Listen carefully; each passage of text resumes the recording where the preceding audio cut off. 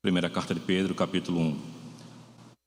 Pedro, apóstolo de Jesus Cristo, aos eleitos que são forasteiros da dispersão no Ponto, Galácia, Capadócia, Ásia e Bitínia.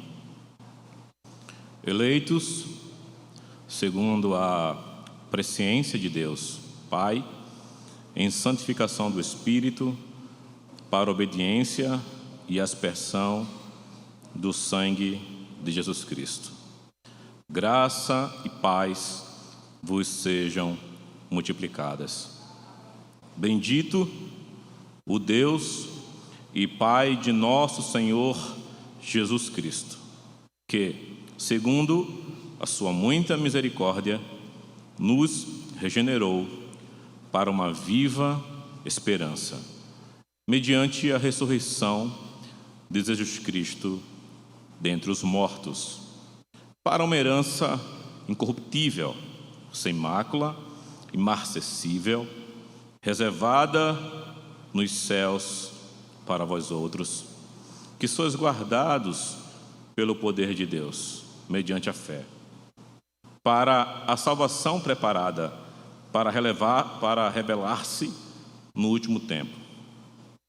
Nisso exultais, embora no presente, por breve tempo, se necessário, sejais contristados por várias provações, para que, uma vez confirmado o valor da vossa fé, muito mais precioso do que o ouro perecível, mesmo apurado por fogo, redunde em louvor, glória e honra na revelação de Jesus Cristo, a quem, havendo visto a mais, no qual, não vendo agora, mas crendo, exultais com alegria indizível e cheia de glória, obtendo o fim da vossa fé, a salvação da vossa alma.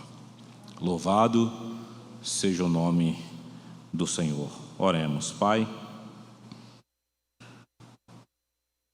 fala conosco nesta noite. Continua a falar conosco nesta noite. Que a luz do Evangelho, que Cristo, que o Pai, que o Filho e que o Espírito Santo sejam glorificados na Tua palavra, Senhor. Socorre-nos como igreja e congregação, mas de Ti traze-nos luz para que possamos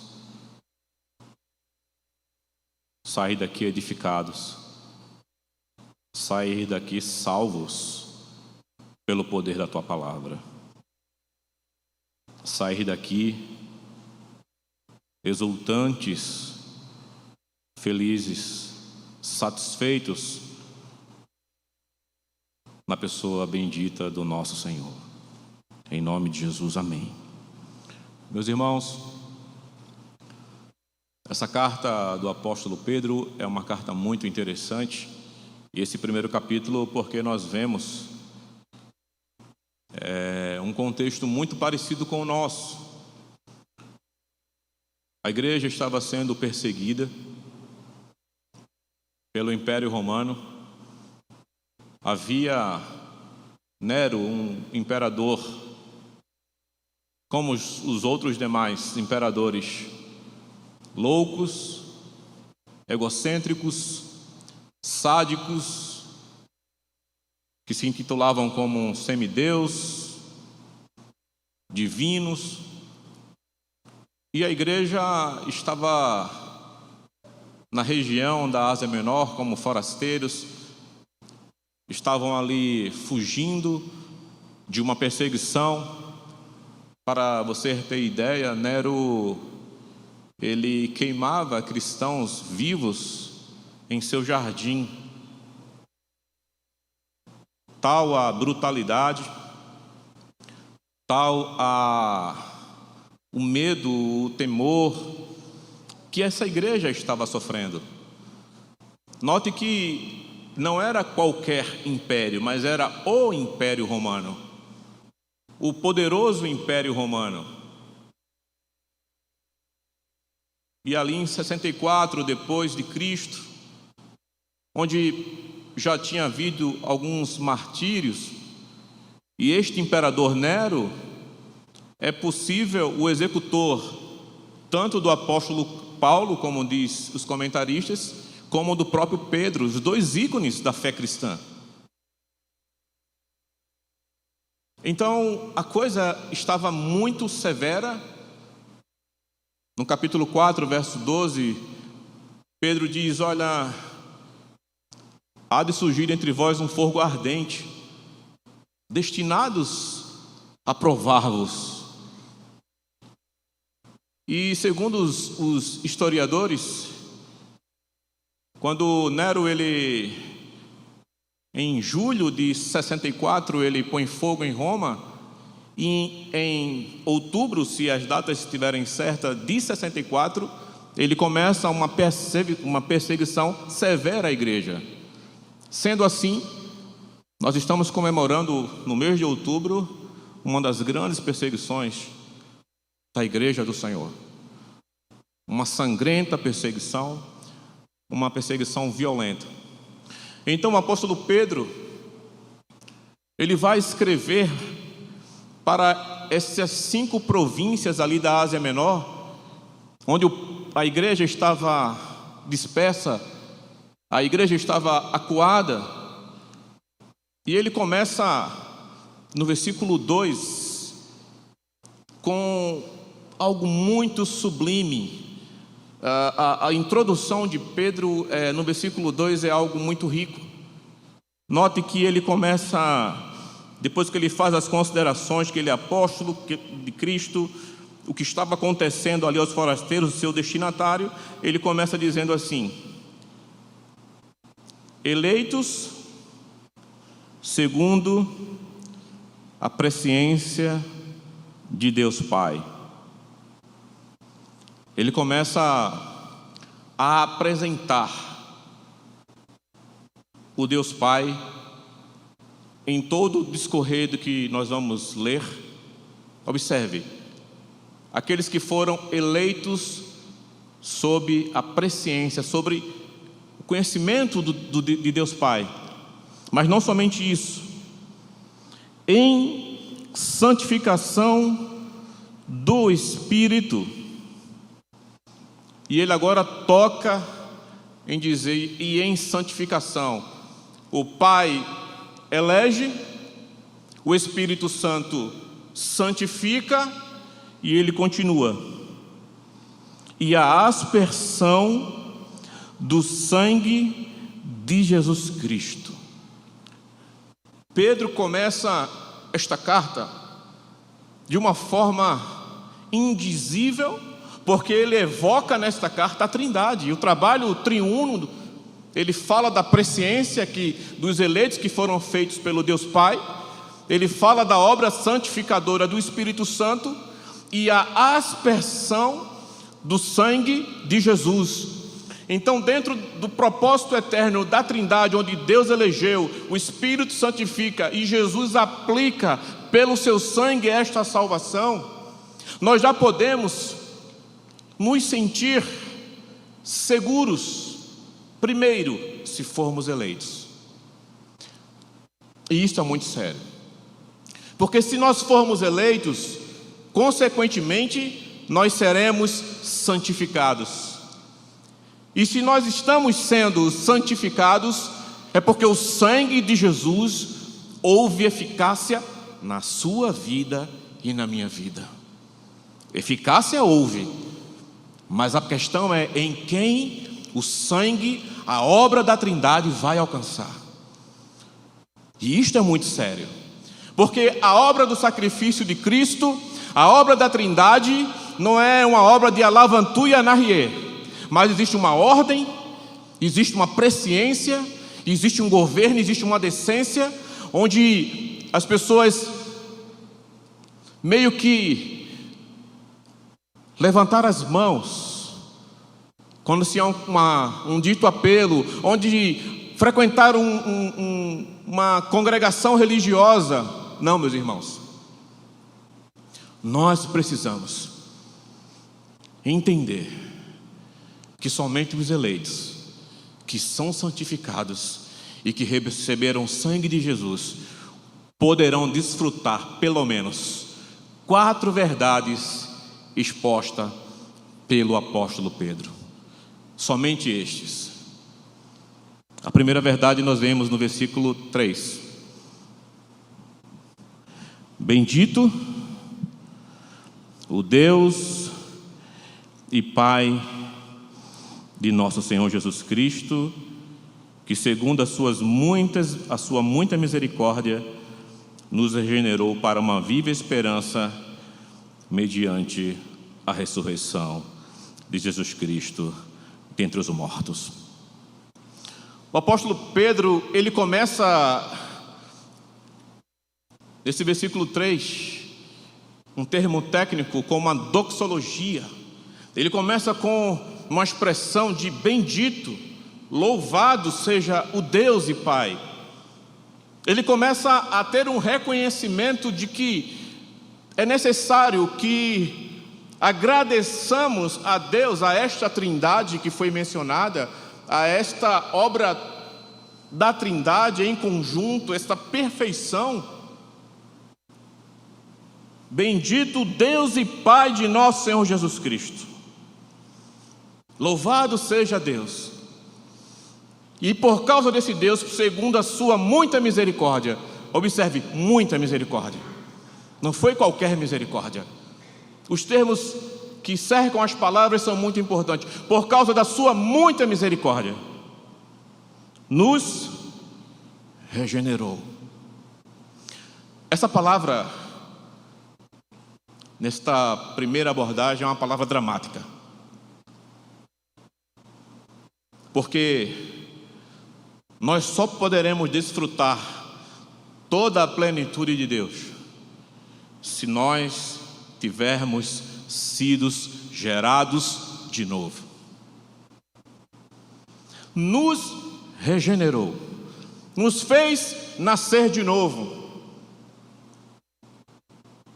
Um dia, você e eu nascemos naturalmente.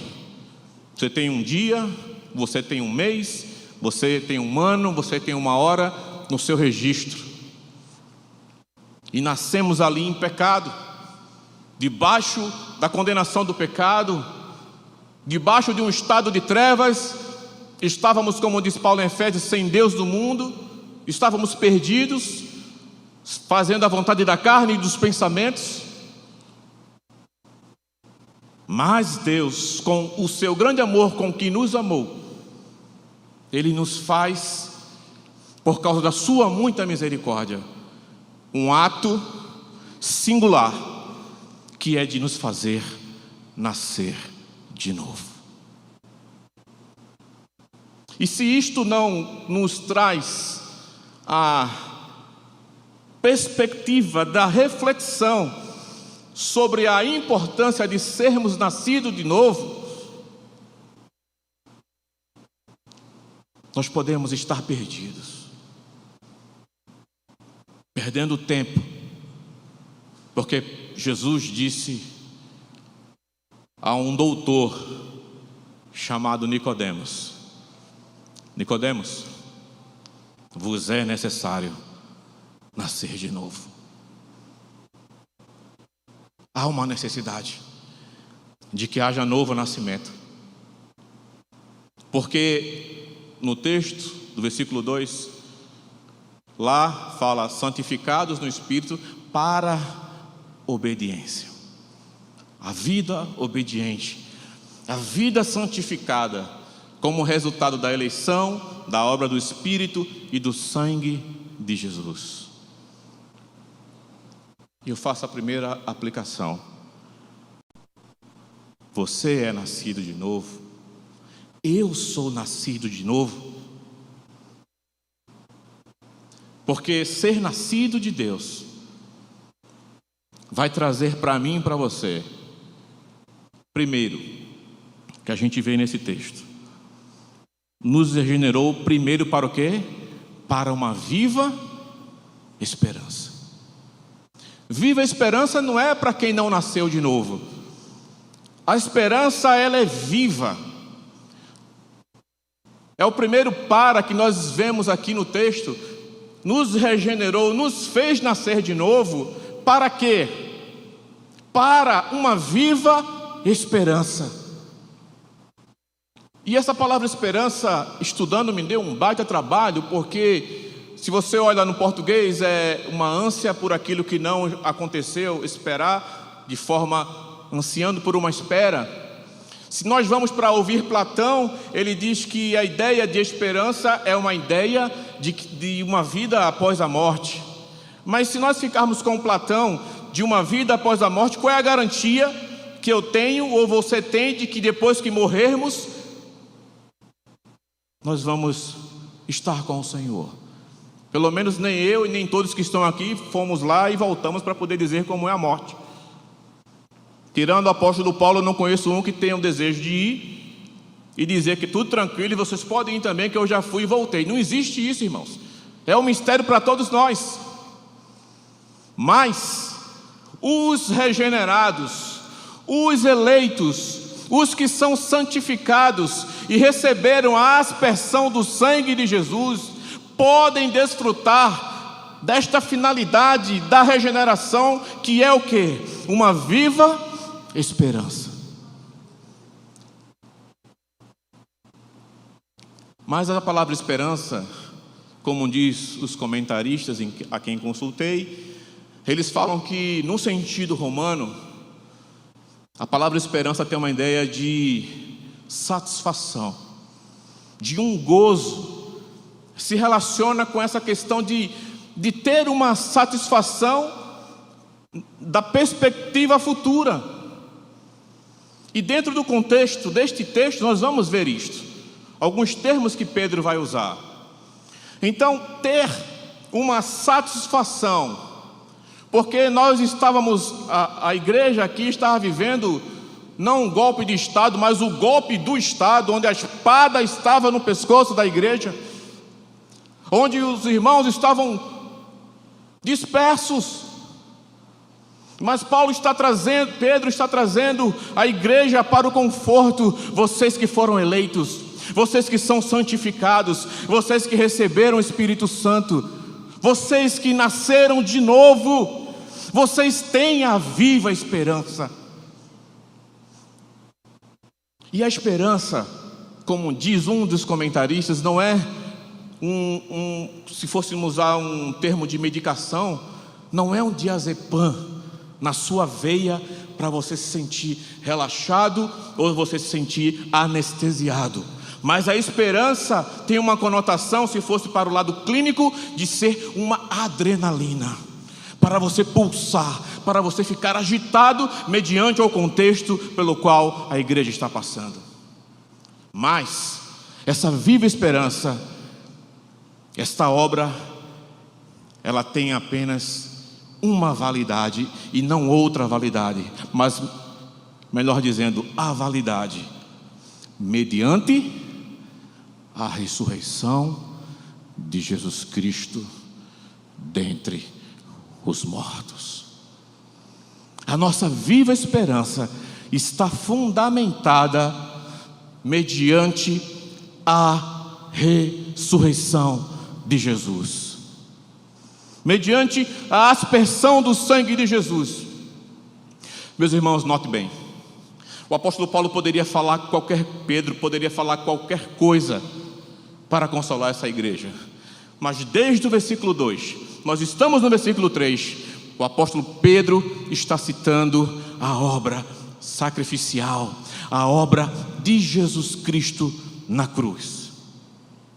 Eu poderia citar centenas de textos, mas percebendo e no contexto do apóstolo Pedro, vamos ver o que ele diz no capítulo 1, verso 18. A respeito deste tema.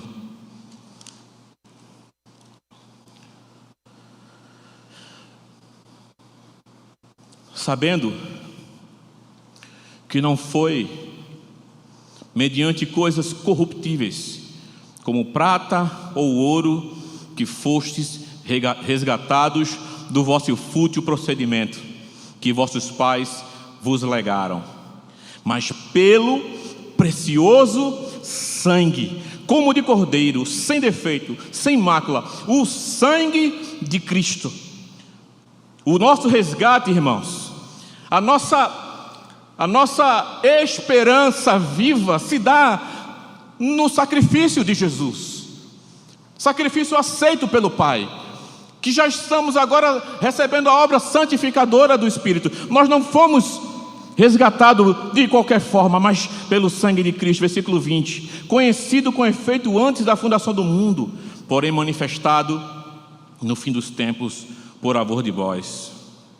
Então, meus irmãos, nós fomos resgatados mediante o sangue perfeito do Cordeiro perfeito, o sangue do imperador dos imperadores, Jesus Cristo.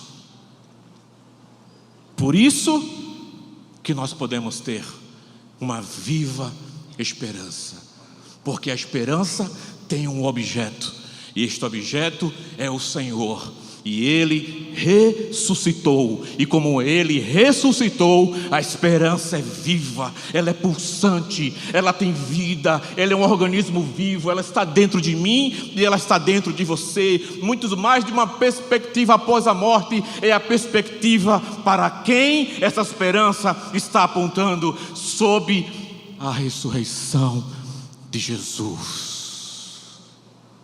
E nós podemos nisto descansar. Louvado seja o nome do Senhor. Capítulo 2, versículos 21. Observe como Pedro vai ratificando e ratificando esta obra. Porquanto para isto mesmo fostes chamados, pois que também Cristo sofreu em vosso lugar, deixando-vos exemplos para seguirdes os seus passos, o qual não cometeu pecado, nem dolo algum se achou em sua boca. Pois ele, quando ultrajado, não revidava com ultraje, quando maltratava, não fazia ameaças, mas entregava-se àquele que julga retamente, carregando ele mesmo em seu corpo, sobre o madeiro, os nossos pecados, para que nós, mortos para os pecados, vivamos para a justiça. Por suas chagas fosses sarado, porque estáveis desgarrados como ovelhas, agora porém vos convertestes ao pastor e bispo da nossa alma.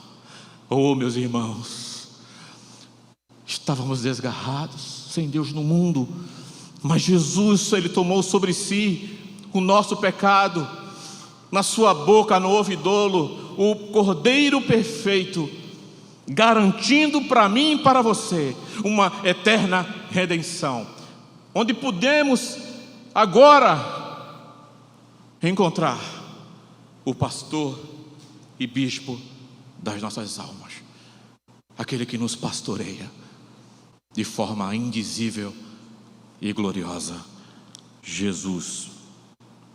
Capítulo 3, versículo 18. Pois também Cristo morreu uma única vez pelos pecados, o justo pelos injustos, para conduzir-vos, mortos sim na carne, mas vivificados no Espírito. Observe que o apóstolo Pedro, ele valoriza nessas leituras que fiz, que tudo está apoiado na obra sacrificial de Jesus Cristo. A segunda verdade que eu quero compartilhar com os irmãos está no versículo 4. Para uma herança incorruptível, sem mácula, imacessível, reservada nos céus para vós outros. Como regenerados, primeiro, temos uma viva esperança, mas agora não só uma viva esperança, para uma herança incorruptível. Uma herança que não tem mácula, que não tem corrupção, que não murcha, que não se finda, que não se acaba. E essa herança, ela está aonde?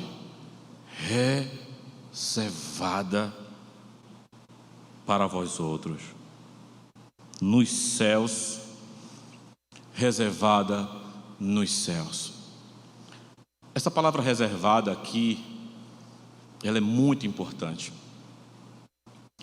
porque diferente das reservas que a gente faz, talvez você já tenha feito alguma reserva e chegou lá no hotel. Quando você chega, não tem reserva nenhuma no seu nome. Você faz a reserva de um veículo, você chega lá muitas vezes, não tem nenhuma reserva aqui. Graças a Deus que para os eleitos, que para os regenerados, nós não teremos isto, porque a reserva desta herança reservada nos céus, ela já foi paga com o sangue de Jesus. A garantia da reserva, a garantia de que esta herança que nós temos, uma herança incorruptível, uma herança que não murcha, que não tem mácula, que está reservada, está garantida. Por quê? Porque o Senhor pagara por sua reserva, meu irmão e minha irmã. O Senhor já garantiu no seu sangue, o Senhor já garantiu no resgate da sua e da minha vida esta obra.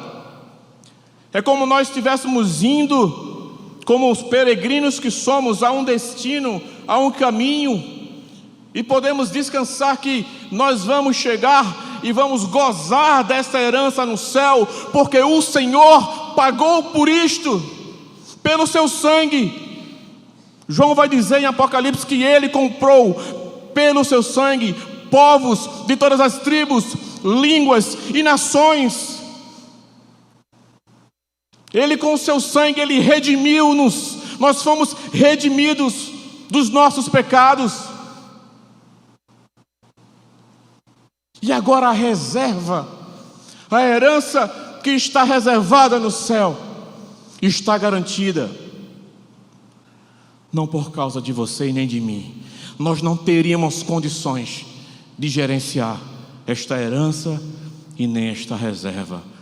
Mas essa reserva é garantida por causa do preço que foi pago pelo seu próprio sangue. Jesus garantiu para mim e para você uma reserva. Aonde? Nos céus. Versículo 5. Uma palavra muito interessante. Que sois guardados pelo poder de Deus, mediante a fé, para a salvação preparada no último dia. Duas coisas importantes nesse meu terceiro ponto que eu destaco. Primeiro, que sois guardados pelo poder de Deus. Essa palavra guardado, ela também é interessante, porque ela dá a ideia de uma guarnição militar que está cuidando, que está protegendo alguém. Deus, para cumprir a obra da salvação, Ele enviou o seu Filho, mas também Ele supre os meios para o qual é necessário que a gente seja suprido. sois guardados pelo poder de Deus. O fato de que nós temos esta ação de Deus, de sermos guardados pelo poder de Deus, isso nos tranquiliza, porque é mais uma ação que Deus faz para com os regenerados. E quem é o poder de Deus? Dentro do contexto do texto, é a própria ação do Espírito Santo, nos levando, nos santificando, nos convencendo, fazendo com que aqueles que são eleitos, que são regenerados, que gozam da herança que está reservada nos céus, possa chegar no objetivo pelo qual Deus estabeleceu, ainda que o sofrimento seja uma verdade inquestionável para mim e para você. Ele está dizendo que sois guardados pelo poder de Deus, mediante a fé. A fé não vem de vós, é dom de Deus. Observe que Pedro está trazendo ações gloriosas, todas nos méritos do Senhor. A fé, o poder de Deus, a herança, todos os feitos exclusivos do próprio Senhor. Isso é constrangedor, irmãos, porque nem a fé, eu posso dizer porque eu tive fé. Não, é porque Ele guardará vocês com o seu poder, como uma guarda militar, como um militar que está protegendo a sua igreja, que está guardando a sua igreja dos ataques, seja do imperador, seja das ideologias.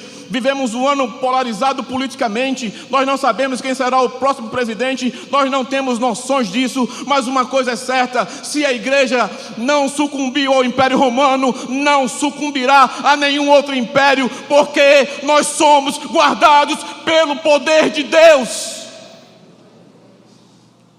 Não existe poder maior do que o poder do Senhor sobre a sua igreja. Não existe império político, não existe sistema político que possa ser maior do que o poder do Senhor. A obra do Espírito Santo vai ser feita com ideologia de gênero ou não, com homossexualismo ou não, com os sádicos ou não, não importa se crescerá o pecado, não importa, porque é necessário que venha um homem da iniquidade. Mas uma coisa é certa: os que são eleitos, os que são santificados, eles terão a viva esperança, eles terão a herança reservada nos céus e poderão gozar do Senhor. Esta é uma verdade absoluta e irrefutável, porque Jesus vive. Jesus vive. A ressurreição, cabalmente, irrefutavelmente, não pode negar isto. É por causa da ressurreição de Cristo que Pedro começa: bendito o Deus e Pai de nosso Senhor Jesus Cristo. Seja à esquerda, seja à direita, Jesus Cristo é o Senhor. Louvado seja o nome dele.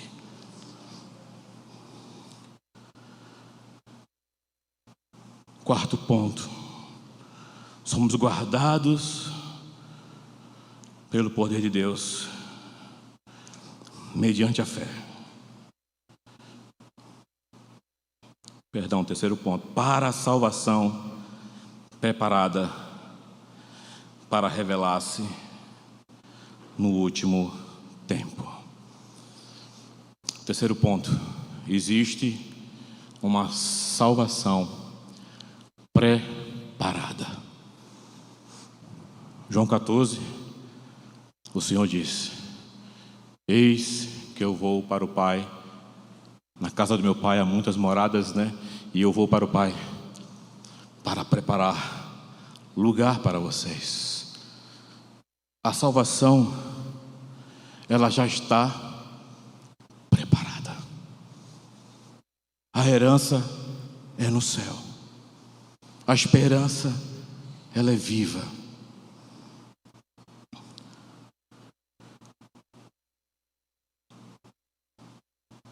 A salvação está preparada. E a minha pergunta, a minha segunda aplicação, isso mexe comigo e com você, meus irmãos.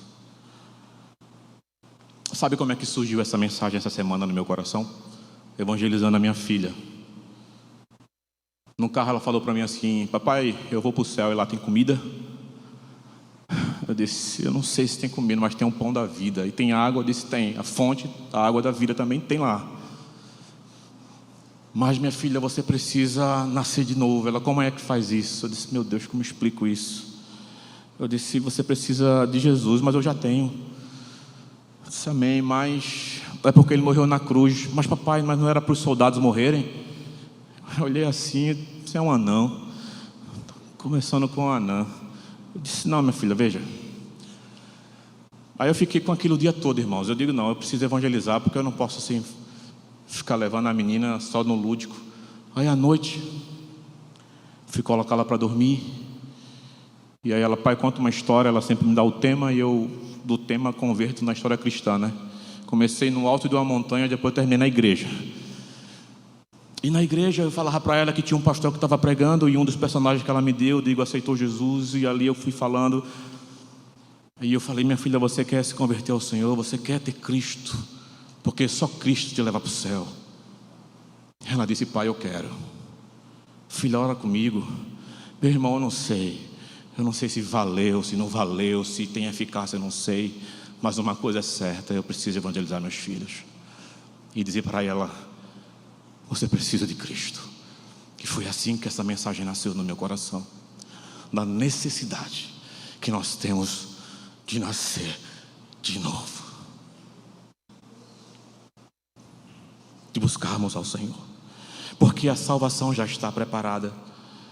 E ele vai dizer assim, no versículo 6: nisso exultais, embora no presente, por breve tempo, se necessário, sejais contristados por várias provações. Nisso exultais. Nisso o quê? No que nós devemos exultar? Li esse texto, eu fiquei tentando entender. Nós devemos exultar em pelo menos 6 verdades que o texto nos trouxe até agora. Primeiro, na aspersão do sangue de Jesus. Na viva esperança. Segundo, 3, na nossa regeneração. 4, na herança reservada. 5, porque nós somos guardados pelo poder de Deus. 6, porque a salvação está preparada. E nisso nós devemos exultar. O problema, irmãos, é que muitas vezes isto não faz com que a nossa alma, que a nossa vida se quebre. Porque estamos distraídos, talvez, com as legitimidades dos nossos problemas, com as legitimidades das nossas lutas. Minha dor, minha doença, minha depressão, meu problema financeiro não se compara com a perseguição que estava acontecendo aqui. E nós vamos perdendo a compreensão de que nós precisamos exultar. Como é que Tiago diz: tende por motivo de grande alegria o passardes por várias provações. Que teologia é esta? Como é que 3, Sadraque, Mesaque e Abednego, diante de uma fornalha ardente, 7 vezes mais do que o normal, preferem adentrar naquela fornalha? Como é que Abraão vai para o monte para sacrificar o seu único filho? O que é que faz homens comuns terem uma entrega inenarrável? Como é que faz com que homens comuns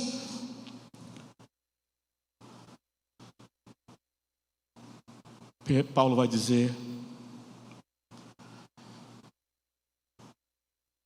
uma coisa eu faço, esquecendo-me de tudo que ficou para trás, olhando para o alvo, para o prêmio da soberana vocação, e olhando para Jesus.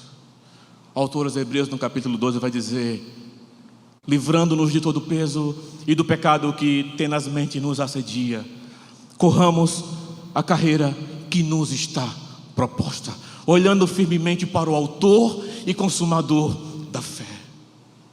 É quando João viu Jesus e viu a sua glória lá em Apocalipse e caiu como morto. É quando Pedro viu Jesus no barco e quando Jesus fez o milagre disse: retira-te de mim, porque eu sou um homem pecador. As nossas vidas precisam ser constrangidas diante da majestade e glória de nosso Senhor e Salvador Jesus Cristo. Porque, meus irmãos e minhas irmãs, nem todo sofrimento vai te levar para o Senhor. O sexo pode ser um escape, a bebida, o mundo. Essa semana uma pessoa liga para mim e diz: eu mandei um vídeo de pregação, ele manda para mim: eu não suporto mais, eu não acredito mais, pastor, porque fizeram isso comigo na igreja. Eu disse para ele: meu irmão, você está correndo um risco muito grande da apostasia. Jesus não tem nada a ver com a tua história e os teus fracassos. Jesus, Ele é aquele que derramou sangue para que eu e você fôssemos redimidos. Não importa a posição, não importa nada. O que nos importa é o Senhor. Nisso exultem. Só que a exultação bíblica não é a manifestação do que nós já vimos e ouvimos, mas é um estado vívido de esperança, ardente dentro de nós. Se existe um fogo externo que está consumindo a igreja e está matando os crentes, por outro lado, há um fogo interno que aquece a minha alma e a tua vida, que é o Senhor nos levando e nos guiando para a sua vontade. O último ponto, versículo 7. Para que, uma vez confirmado o valor da vossa fé, muito mais preciosa do que o ouro perecível, mesmo apurado por fogo, redunda em louvor, glória e honra na revelação de Jesus Cristo. O apóstolo Pedro vai usar uma linguagem de um ourives que depura um mineral, no caso aqui o ouro, e para que, uma vez confirmado, o regenerado, ele precisa desse processo, confirmado o valor da vossa fé, muito mais precioso do que o ouro perecível. O que ele está dizendo é o seguinte: que a nossa fé passa por esse processo de depuração, mas uma vez confirmado. Agora, você sabia que o ouro, ele precisa passar por um processo, mas tão importante ou mais que o ouro é o certificado de que o ouro é ouro. Porque se não suportar o processo, vem o profissional e diz: não é ouro. Então o texto fala: uma vez confirmada, atestando que a nossa fé suportou. Mas por que a nossa fé vai suportar? Porque nós fomos eleitos e estamos sendo santificados, e sobre nós veio a graça do sangue de Jesus. E aí os santos poderão, assistidos pelo poder de Deus, com a sua fé mesmo provada, terá como resultado redunde em louvor, glória e honra na revelação de Jesus Cristo. Tudo que estamos passando, os eleitos, a igreja do Senhor, o segundo resultado é o louvor a Deus, é graças a Deus por sua obra. Versículo 8: a quem, não havendo visto, há mais, no qual, não vendo agora, mas crendo, exultais com alegria indizível e cheia de glória. Pedro agora, ele não mais trabalha no aspecto futuro, ele agora vai para o presente. Olha, a quem, não havendo visto, há mais. E aí a gente fica vendo um monte de gente que diz que viu Jesus, que vê Jesus. A quem não havendo visto. Alguém aqui já viu Jesus, irmão? Eu nunca vi. Mas o que é que faz a gente estar reunido aqui nessa noite? Temos a ceia, um sacramento, a ordenança do Senhor. Vamos tomar já já.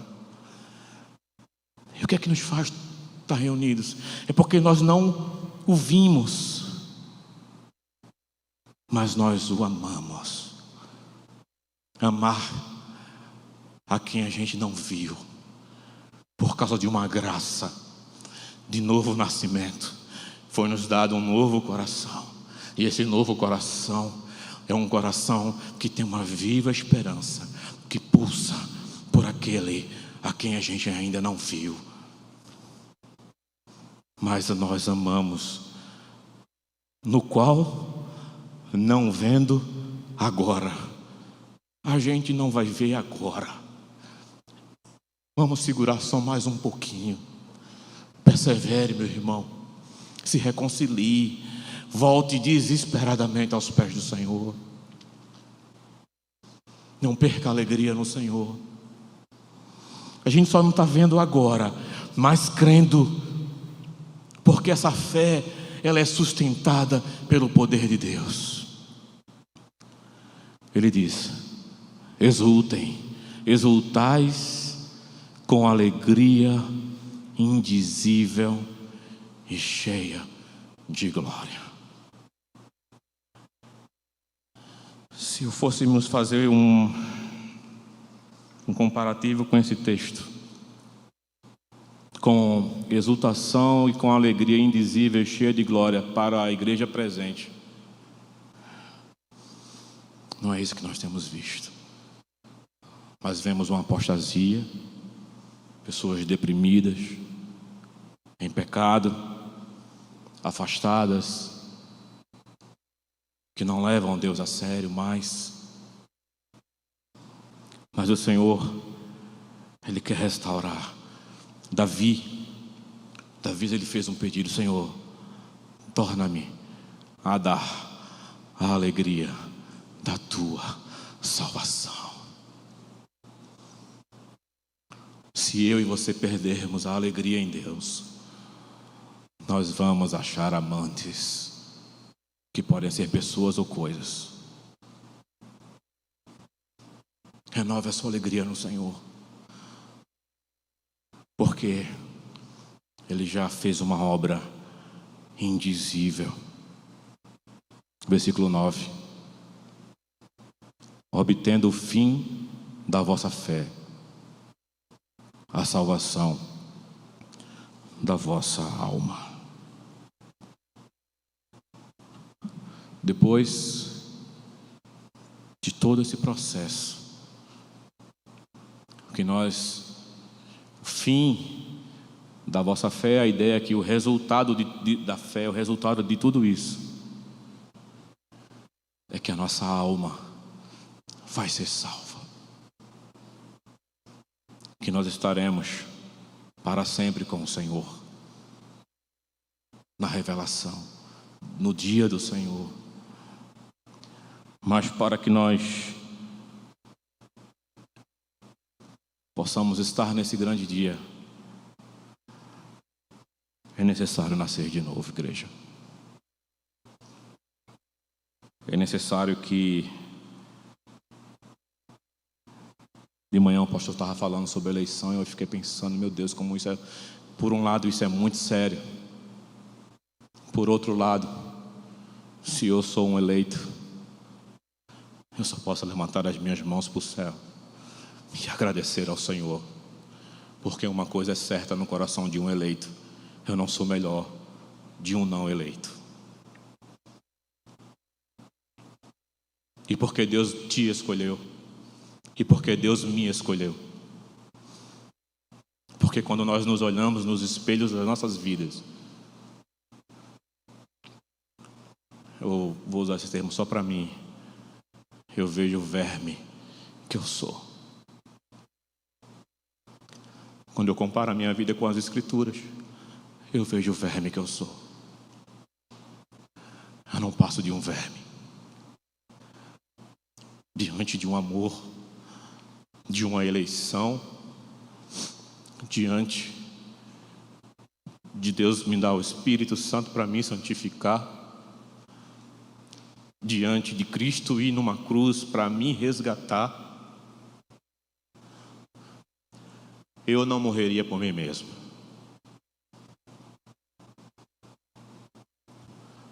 Mas isso chama-se graça.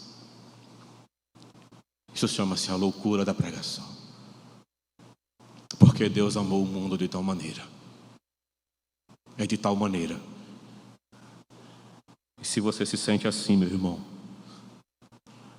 urge no seu coração uma oração. E eu vou focar nisto. Porque se eu e você, nós não passarmos no versículo 3, não tem herança reservada no céu, não tem viva esperança, não tem fé provada, não tem a salvação da alma, não tem nada. O que tem é que nós seremos punidos e receberemos a condenação eterna. Nós vamos morrer, irmãos, todos nós. Mas, se formos os eleitos do Senhor, nosso coração deveria se encher de uma alegria indizível e cheia de glória, de regozijo e de satisfação. Quantas fugas fazemos?